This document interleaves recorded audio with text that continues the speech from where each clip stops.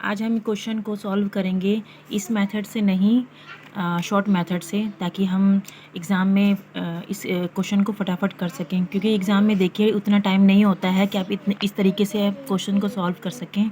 तो मैं इसका शॉर्ट मेथड बताती हूँ कि आप किस तरह से सॉल्व कर सकते हैं। तो यहाँ पे दिया गया है 10 वर्ष पूर्व रमेश व राजीव की आयु का अनुपात इतना था। अब से 5 वर्ष पश्चात यह अनुपात इतना हो जाएगा। वर्तमान में उनके आय का अनुपात क्या है? तो वर्तमान का पूछा गया है इसमें, और 5 वर्ष के बाद इतना था और 10 साल पहले इतना था।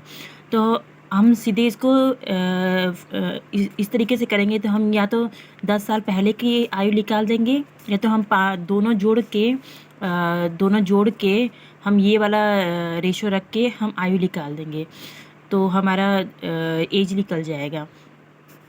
और फिर उसमें 5 साल घटा देंगे तो वर्तमान आयु आ जाएगी। तो मैं इससे करूँगी 10 वर्ष पूर्व से, ठीक है।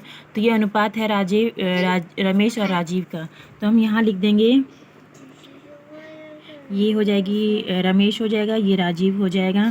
तो रमेश और राजीव का 10 साल पूर्व का जो है अनुपात वो है 1:3, ठीक है। तो 10 साल पहले का है, तो हम इसमें अंतर ले लेंगे 10 साल का।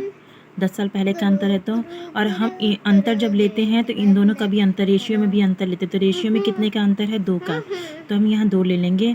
अब हम इनको कट कर देंगे तो ये हो जाएगा 5। तो ये 5 जो आए ये 1 यूनिट का अंतर है, तो ये हम इससे इंटू कर देंगे। ये 1 यूनिट का अंतर है, तो यहाँ कितना है? 1 है। तो हम इसे 1 से इंटू कर देंगे, तो ये हो जाएगा 5। और फिर इसके बाद हम इसको इससे इंटू कर देंगे, तो ये हो जाएगा 15।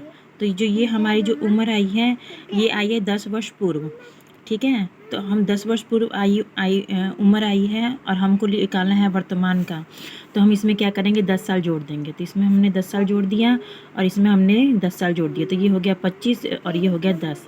तो ये जो वो है ये जो उम्र आई है, ये है वर्तमान का, ठीक है। अब हमें क्वेश्चन में पूछा गया है इसका रेशियो।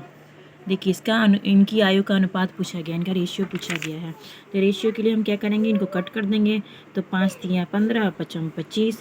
तो ये 5 तियाँ 15, 5 25। तो ये हो जाएगा 3:5। तो ये हमारा आंसर हो जाएगा।